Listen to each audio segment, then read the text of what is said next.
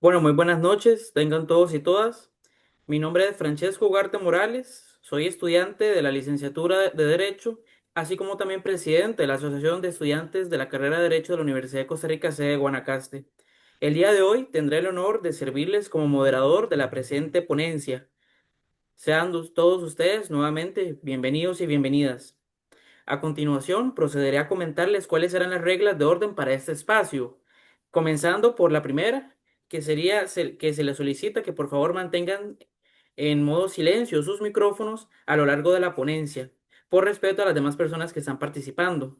Y la segunda regla sería de que en caso de tener alguna pregunta, por favor hacerla por medio del chat de la plataforma Zoom para que la misma pueda ser comunicada a la persona expositora.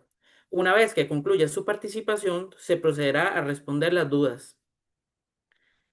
Entendidas estas reglas, tengo el honor de presentarles a la persona expositora del día de hoy, al máster Rodrigo Campos Esquivel, para lo cual me gustaría comentarles lo que es su hoja de vida como profesional en Derecho, iniciando por su formación académica. El máster Rodrigo Campos Esquivel es licenciado en Derecho y notario público por la Universidad de Costa Rica, máster en Derecho del Trabajo y Seguridad Social en la Universidad Estatal a Distancia, en la cual alcanzó graduación de honor. En cuanto a su experiencia laboral, es magistrado suplente de la Sala Segunda de la Corte Suprema de Justicia a partir del mes de abril del año 2020. Se ha desempeñado como juez mixto en las materias de derecho penal, civil y laboral y juez de apelaciones en materia civil y laboral de mayor cuantía. Es profesor de la Universidad de Costa Rica en los cursos de Derecho Procesal Penal y Derecho Laboral desde el curso lectivo del año 2003 hasta la fecha. Profesor catedrático de la Universidad de San José, coordinador de la Escuela Judicial para el Primer Circuito Judicial de Guanacaste y actualmente es juez del Tribunal de Apelación Civil y Laboral de Guanacaste. Para el día de hoy tendremos la ponencia que se titula Consejos para la interposición de un recurso en materia penal, parte uno. Profesor Rodrigo, el público es suyo. Muchísimas gracias, Francesco. Ya tiene un periodo bastante extenso de ayudarme y le agradezco la colaboración. Bueno, retomamos las charlas que veníamos dando en otras ocasiones por motivos estrictamente familiares. No había podido dar esta, que dicho sea de paso, ya está lista la segunda parte. En principio, la presentación se hizo con el nombre de Consejos para la interposición de un recurso de casación. Sin embargo, yo consideré más productivo ampliarlo y dejarlo de esta forma, recurso en materia penal, lo cual abarcaría no solo el recurso de apelación, sino también el recurso de casación. Entonces vamos a ver ahí algunas ideas, no sin antes advertir que, bueno, son ideas básicas, consejos básicos, no hay como la praxis para enriquecerse en este tema, ¿verdad? O sea, esto es un punto de partida, ustedes saben cuál es la intención de estas charlas. La intención es darle herramientas básicas para el ejercicio profesional el día de mañana. Bueno, entonces aquí lo tenemos, ¿verdad? Una explicación inicial con relación a la presentación. Eh, Son dos charlas, ¿verdad? Como les adelantaba. La primera donde se pretende desarrollar el formato mínimo que debe presentar un recurso en materia penal, que eso es lo que nos ocupa el día de hoy. Y para la próxima presentación, que ya estaba conversando con Francesco, estará programada para finales de junio, se dará consejos a tomar en cuenta con relación a la formulación de los agravios que se fuera a plantear. Una cuestión más de táctica estratégica, ¿verdad? De seguido se expondrá el formato que se sugiere seguir en la confección de un recurso. Y bueno, tal y como dice la presentación, es una sugerencia. Esto, como toda cuestión de forma, ¿verdad? Es algo que depende del gusto de cada quien. Encabezado o datos iniciales del recurso. Se trata de datos iniciales de carácter general, pero que pueden ser determinantes para la solución del caso. Les comento, esto es un texto de Derecho Procesal Penal. Al final va a salir en la bibliografía consultada. en realidad a mí me llama poderosamente la atención que se diga que son datos que puedan ser determinantes para la solución del caso, porque vamos a ver que eso es algo que cualquier expediente en cualquier materia de litigio tiene que tener, ¿verdad? Determinante. Bueno, les puedo adelantar que determinante es porque si usted no pone bien los datos, va a confundir al tribunal y va a provocar un enredo, ¿verdad? Que puede ser muy contraproducente. Vamos entonces con los datos del recurrente, del caso y la resolución impugnada. Quien recurre debe identificarse indicando en qué condición lo hace y a quién representa. Bueno, si lo hace en condición de víctima, de querellante, actor civil, demandado civil, imputado. Segundo, señalar cuál es la resolución que recurre, la sentencia de tal día, tal hora, tal año, el tribunal que la dictó, lugar, hora y fecha, número de la resolución. Aquí hay que tener sumamente claro que todos los tribunales llevan un consecutivo del número de sentencias y luego la causa, delito y partes involucradas. Yo les aconsejaría que lo primero que se pone es esto: causa, expediente número, delito y las partes involucradas, imputado, después víctima, y después ya con lo que es parte de la introducción del recurso, se pone todo esto que viene acá. De seguido se debe concretar los aspectos que se combaten, incluso si los mismos se refieren solo a una parte de la sentencia y con relación a determinadas personas. Ojo, porque esto se explica a continuación en la siguiente imagen.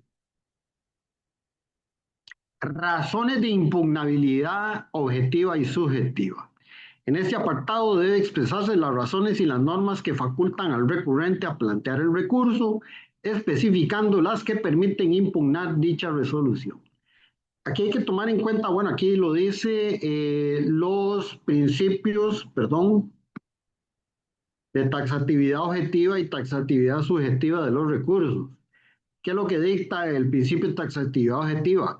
Solo son recurribles las resoluciones que así expresamente lo establezca la ley. ¿Y a qué se refiere la taxatividad subjetiva? Se refiere a que solo pueden recurrir las personas a las que expresamente se les conceda ese derecho. Ahí están los dos principios cardinales en materia de recursos. Eh, Vamos entonces a la siguiente parte. Dice, las normas que se refieren a la admisibilidad de los recursos son, primero, en el caso del recurso de apelación contra autos, el 452 del Código Procesal Penal. Palabras más, palabras menos, la norma lo que dice es que son recurribles aquellas resoluciones a las que expresamente la ley le conceda ese recurso, las que impidan la continuación de la acción penal y también las que produzcan un gravamen eh, que sea irreparable, ¿verdad? Ese asunto de que el gravamen sea irreparable tiene que ver con el hecho de que no pueda ser solventado en otra etapa procesal. Luego tenemos el recurso de apelación contra las sentencias, artículo 458 del Código Procesal Penal. Aquí se podría incluir las sentencias de sobreseimiento y las sentencias que se dicta posterior al juicio oral y público. Y luego tenemos el recurso de casación, artículo 467 del Código Procesal Penal, que cabe única y exclusivamente contra las sentencias del Tribunal de Apelación de Sentencia. ¿Sí? En cuanto a la justificación de la admisibilidad en la del recurso de apelación de sentencia, por ser más abierto no es necesario extenderse, contrario a lo que ocurre con el recurso de casación, donde sí conviene justificar por qué se tiene derecho a recurrir y por qué la resolución es recurrible. Ello como preparación al examen de admisibilidad que realizará la Sala de Casación Penal, caso contrario no podrá superar dicha etapa. Bueno, aquí esto en realidad no hay que profundizar mucho en el sentido de que el recurso de casación es sumamente técnico, sumamente formalista, contrario a lo que ocurre con el recurso de apelación, que es mucho más abierto, es mucho más elástico en cuanto a requisitos, ¿verdad? Entonces, con relación al recurso de casación, sí hay que tener muchísimo cuidado, muchísimo celo en lo que es el cumplimiento de los requisitos previstos por la ley.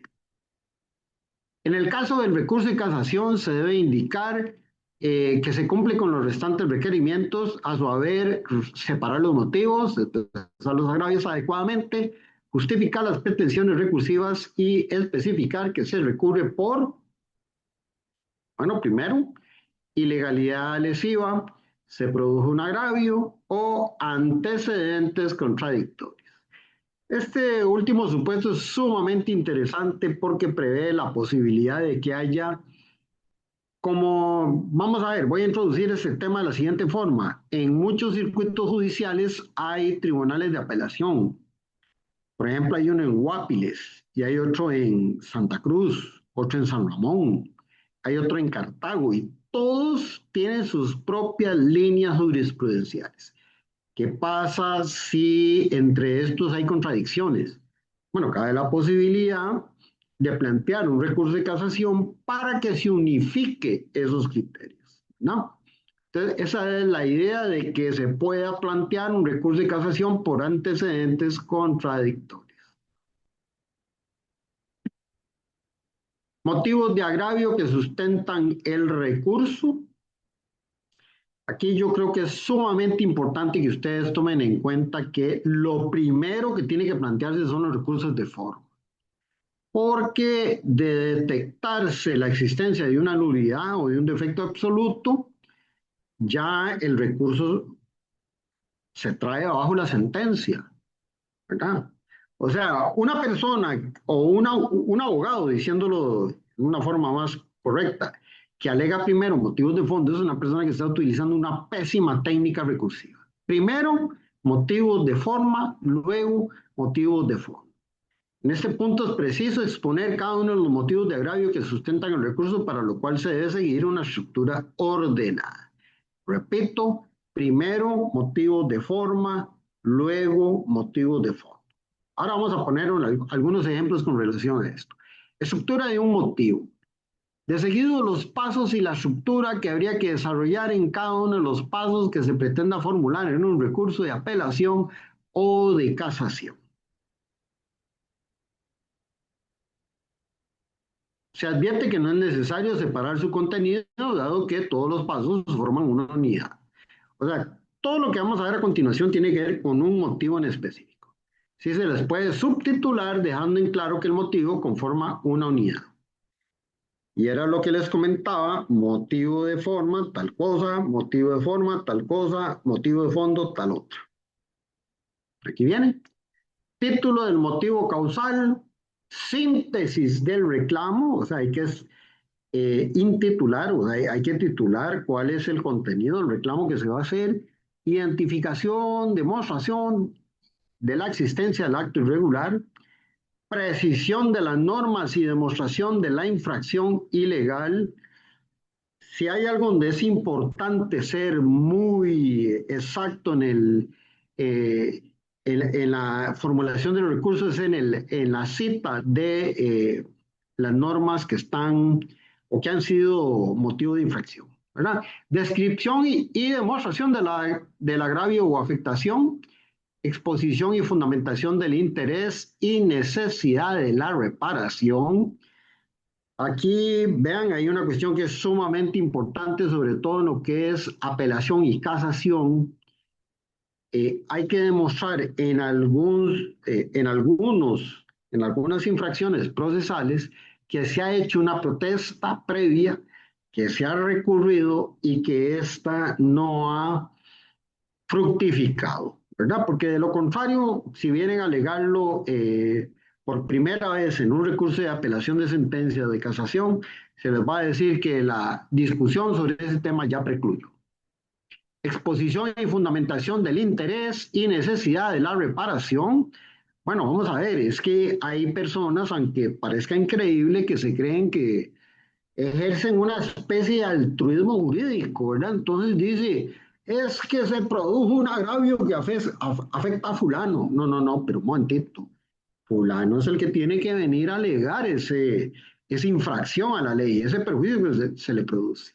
No lo puede alegar una persona que no está sufriendo ella personalmente el perjuicio de tipo procesal. Y luego hay que formular la petitoria o pretensión, que tiene que ver con el agravio que se ha planteado. ¿Qué es lo que se pretende lograr con la formulación del agravio? Título del motivo o causal: es conveniente no solo titular, sino también enumerar cada motivo del agravio, empezando por los agravios de forma, tal y como se los dije anteriormente, y luego desarrollándolos de fondo.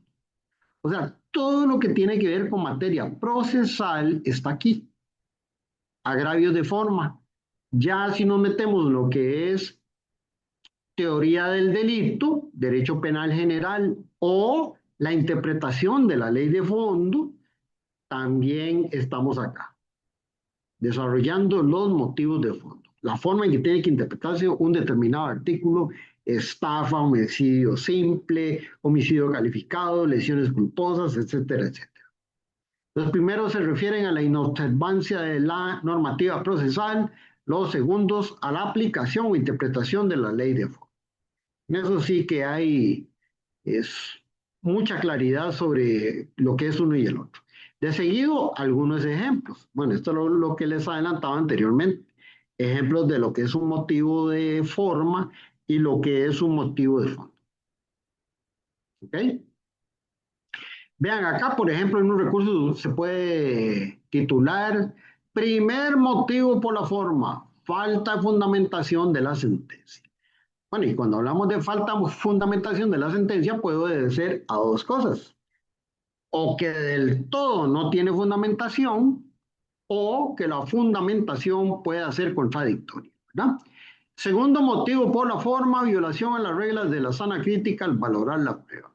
Esto significa que no se respetó la, la lógica, la psicología y la experiencia, ¿verdad? Que son las máximas que acompañan a la sana crítica.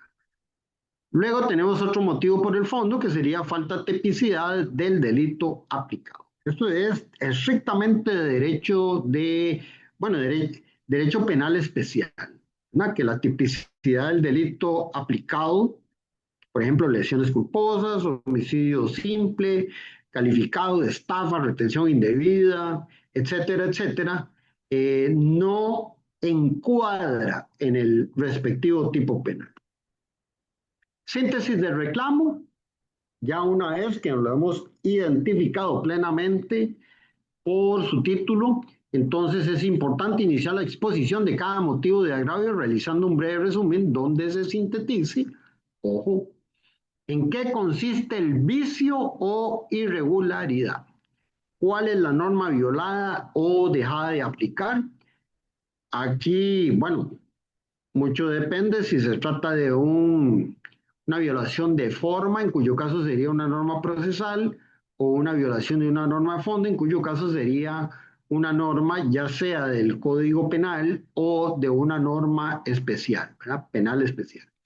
¿Cuáles o cuáles se debieron aplicar en el caso concreto? Si es que hubo normas que no se aplicaron, entonces hay que indicar cuáles eran. ¿Qué afectación se produjo? Bueno, aquí es importantísimo indicar cuál fue la afectación desde el punto de vista procesal que se produjo a la parte, ¿verdad? ¿Por qué existe interés en repararlo? O sea, tiene que haber una relación entre esta afectación que se produjo y la parte, obviamente, para establecer el interés que tienen que se repare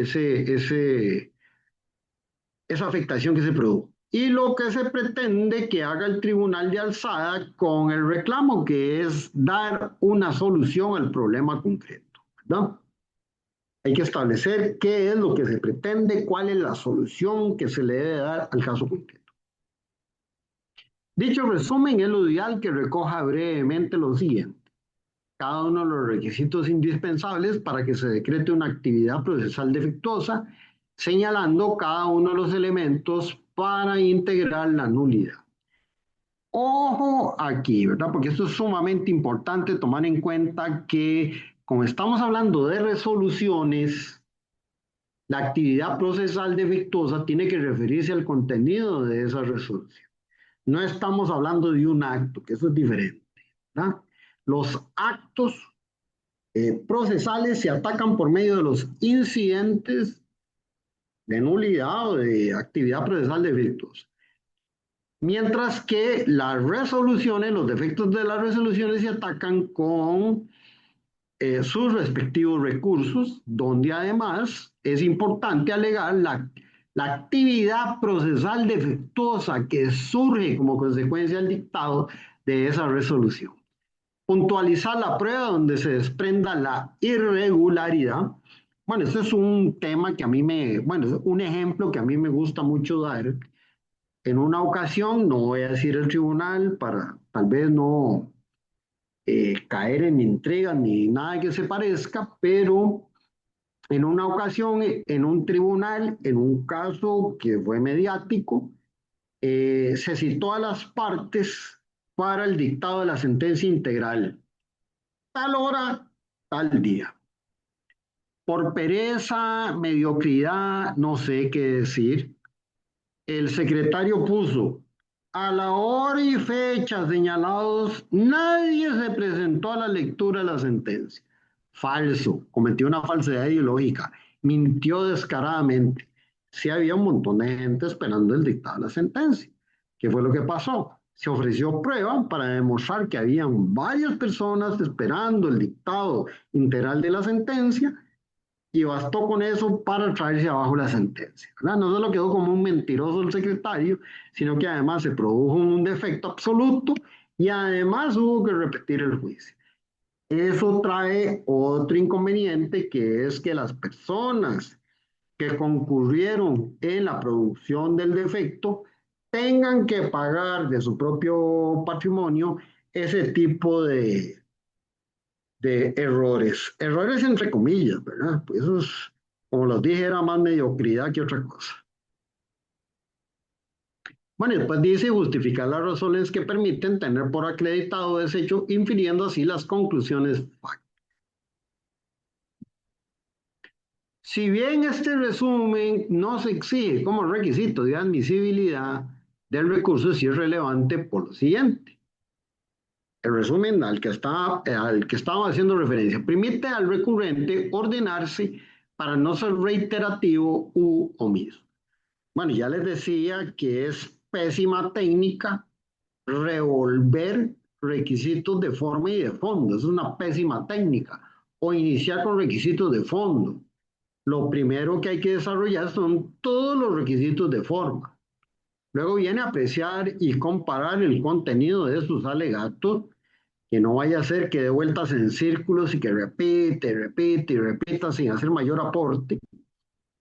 Previene el rechazo o inadmisibilidad de algún agravio por la mezcla de motivos. Bueno, lo que les digo del tema del orden, ¿verdad? De la técnica recursiva, facilita la preparación de la exposición oral. Esto último sería para el caso de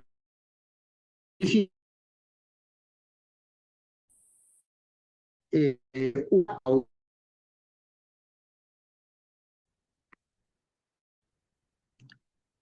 3, identificación, descripción y demostración de la existencia del acto irregular. En este punto se debe acreditar la existencia de una actuación irregular, ya sea de una actividad probatoria, de un vicio contenido en la sentencia o cualquier otra actividad de relevancia para el proceso. En resumen, se debe acreditar que se realizó una actuación en contra de lo previsto por la ley. Pero ojo, no solo que se hizo una actividad en contra de lo previsto por la ley, sino que además eso produjo un perjuicio a la parte que recurre. Para tal efecto, en el trámite del recurso de apelación existe una amplia posibilidad de evacuar prueba a fin de acreditar la existencia del vicio. Por ejemplo, ese caso que les puse de la falsedad ideológica, donde se plasma que nadie se presentó a la lectura de una sentencia, cosa que era absolutamente falso. Artículos 460, párrafo segundo, 464 y 465 del Código Procesal Penal. Posibilidad que también existe con relación al recurso de casación, aunque con mayores restricciones. Sí, la posibilidad de la prueba en el recurso de casación está mucho más limitada. Precisión de las normas y demostración de la infracción legal. Si hay algo en la que hay que ser sumamente técnico, sumamente celoso, más que todo en el recurso de casación, es en la cita de las normas que se considera transgredidas. En este punto se puede proceder al análisis jurídico de la existencia del acto irregular. Si bien es cierto, no hay una norma que en forma directa exponga la necesidad de citar normas jurídicas violentadas, sí se deduce de los ordinales 460, párrafo segundo, 468, inciso B, 469 del Código Procesal Penal. Vean que es que además hay una máxima que yo no diría ni que es jurídica, es una máxima de vida. Lo que abunda no daña, ¿no? Ello va de la mano de acreditar, primero, la norma específica violentada, recuerden, ya sea de forma o de fondo, conducta o actividad que se considera irregular, en qué consistió, quién la realizó, en qué momento ocurrió y cuáles remedios se interpusieron. Recuerden que les dije que en muchos casos hay que realizar una protesta previa para que se solvente una situación anómala. ¿Qué respuesta se obtuvo? Obviamente, para llegar a este punto, tiene que haber sido una respuesta infructuosa. ¿Qué efectos produjo esa irregularidad? ¿Cómo habría variado la situación de haberse respetado la ley? Bueno, y es que aquí hay otro tema con relación a los recursos que recurre a aquel que busca mejorar en su situación jurídico-procesal, ¿verdad?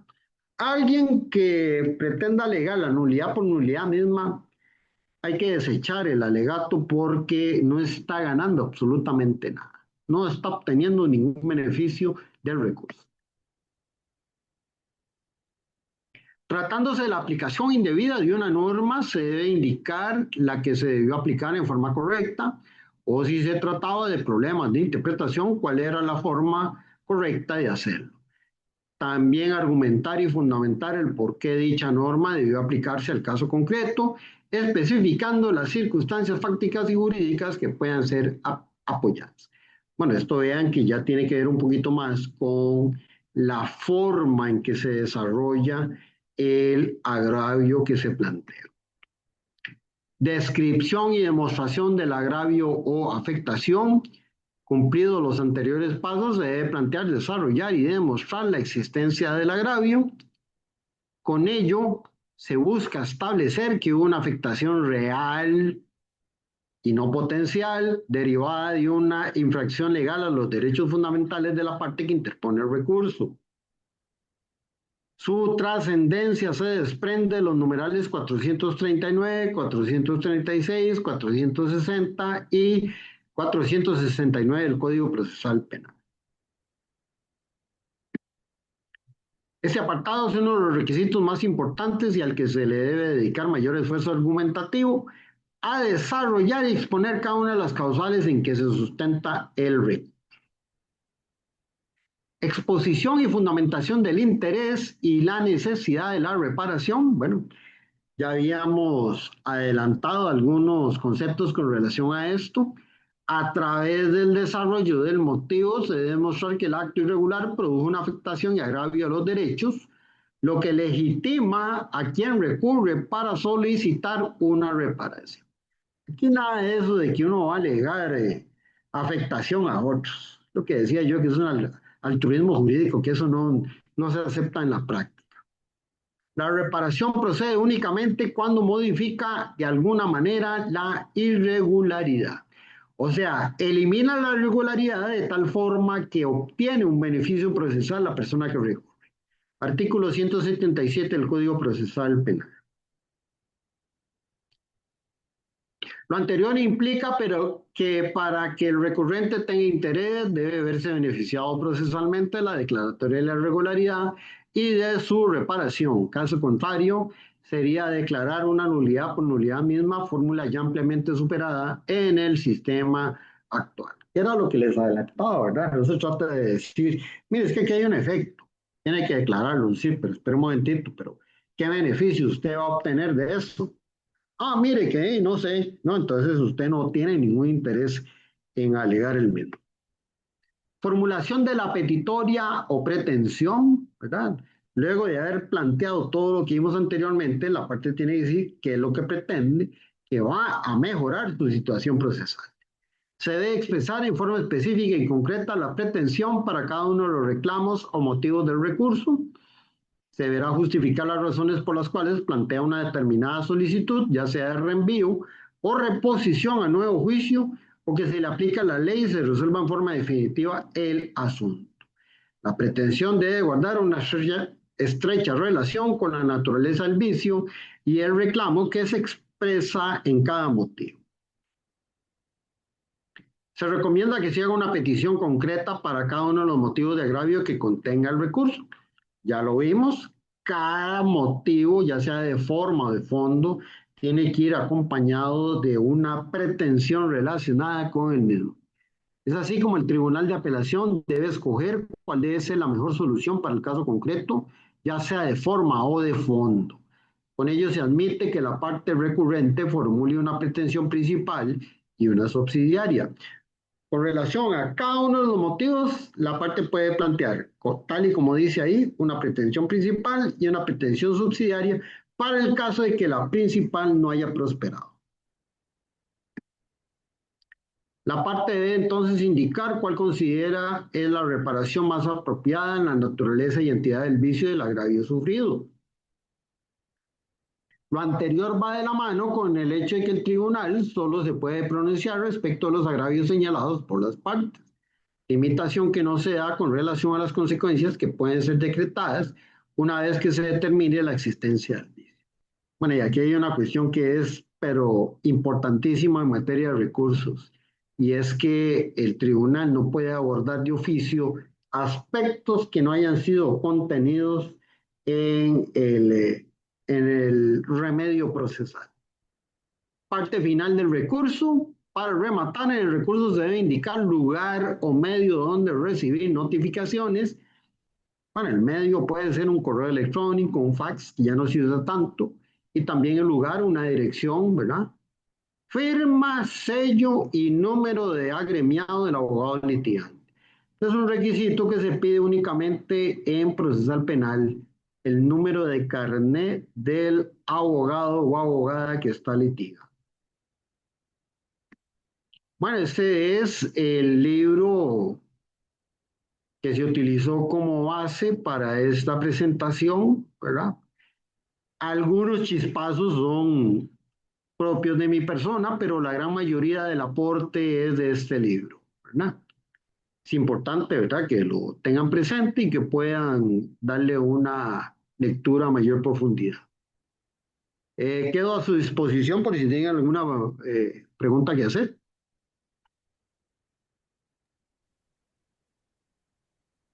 Sí, bueno, procederemos ahora con las preguntas.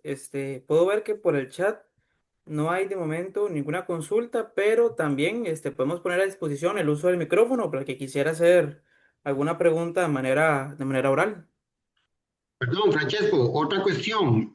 Si alguien tuviera interés en la presentación, esto es material de divulgación, ¿verdad? Esto no es algo que yo me reserve solo para mi persona. Entonces, si alguien tuviera interés en la presentación, yo con muchísimo gusto se la doy.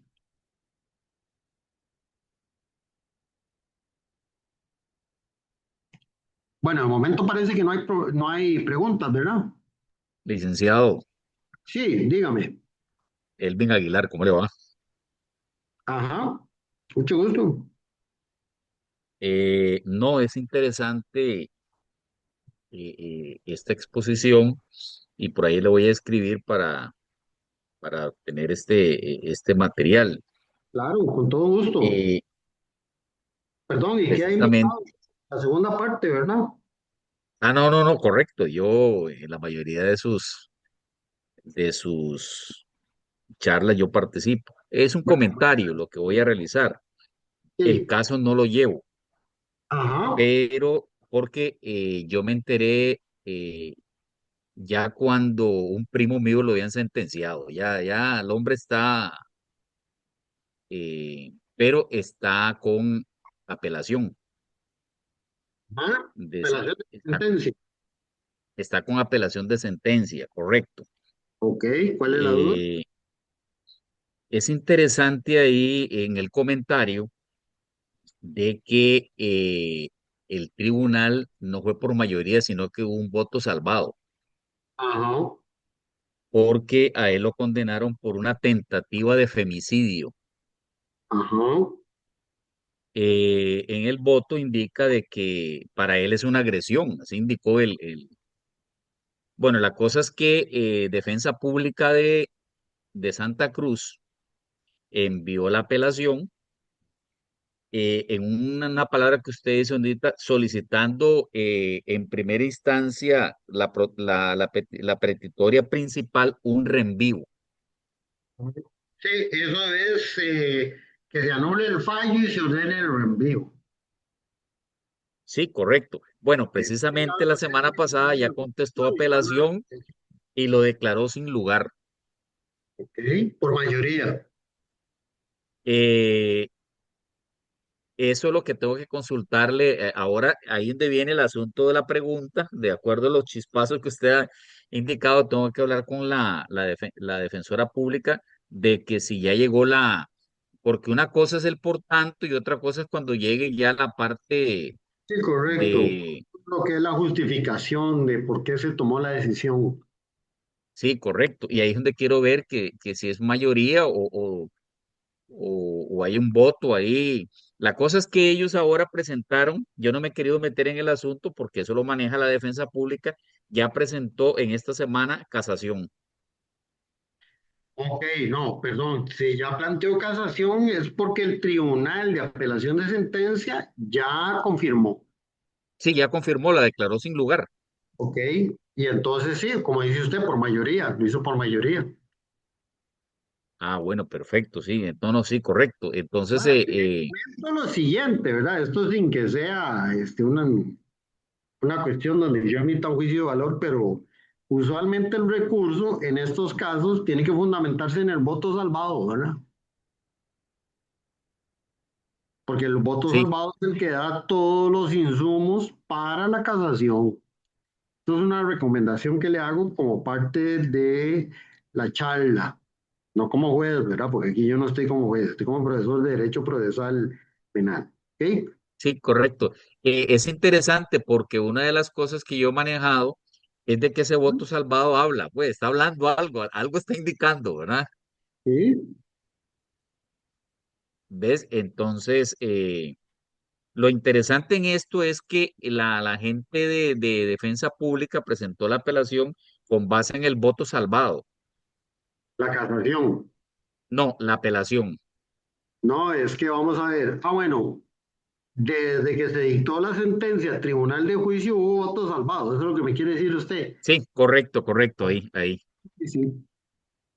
Pero entonces, explíqueme lo siguiente. ¿Ya el Tribunal de Apelación de Sentencia resolvió por unanimidad o con voto salvado? Es que ahí es donde quiero, precisamente ahí me resultó porque yo lo que le estoy haciendo es consulta a la gente de Defensa Pública de Santa Cruz. Un día esto voy a ir a la Defensa Pública para preguntar de que si fue por mayoría o por un voto Sí, salvado. porque le comento, en mi criterio, si el Tribunal de Apelación ya resolvió por unanimidad, se diluyó ese voto salvado, ¿verdad? Correcto, correcto, sí, Sí, sí, sí, sí. sí, Entonces hay que ponerse detrás de eso, a ver cómo anda la cosa. sí, sí, correcto. Y aparte de saludarlo, ¿verdad? Bueno, bueno, excelente. Muchas gracias por participar de la charla. Y queda invitado, ¿verdad? Por ahí les vamos a estar anunciando ya la segunda parte. Creo que es para la penúltima semana de junio. Viene la parte 2. Y ya son No, y a estrategias. Francesco, yo no salí de la Universidad de Costa Rica, sino que el profesor fue profesor mío en la Universidad de San José, en Liberia. Sí, sí, sí, sí. Por eso, ¿Ves? pero Pero yo siempre les participo, Francesco. Sí, sí, en mi tribunal está Kirsten y yo siempre le pido que divulgue para que el que quiera participe de estas charlas. Esto Sí, no es correcto. dirigido estrictamente para las personas de la Universidad de Costa Rica. Obviamente que es una actividad organizada por la universidad, pero el que quiera participa. Hay absoluta libertad para eso. ¿Ok? Bueno, estoy para servirle. ¿Alguna otra persona que tenga alguna duda? De lo contrario, daríamos por terminada la charla y quedan invitados entonces. Les voy a dar la fecha. Bueno, Francesco me va a colaborar con la divulgación, pero en principio la parte 2 quedaría para el 21, perdón, 23 de junio. ¿Ok? Un momentito, aquí veo que se está moviendo el chat. Vamos a ver. Muy bien, Yanel. Qué gusto saber de usted. Saludos.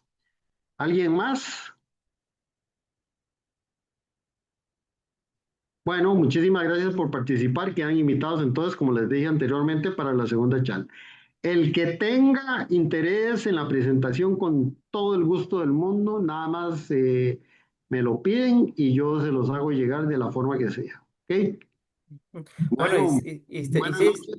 sí, sin más preguntas, también por supuesto que de nuestra parte agradecerle como siempre, profesor Rodrigo, por compartirnos de su valioso tiempo y por supuesto que de su amplio conocimiento y siempre de su experiencia. En verdad que estamos muy agradecidos los estudiantes, claro que sí. Y la colaboración a todos ustedes y el interés de las personas que, bueno, que se unen a estas charlas. Buenas noches.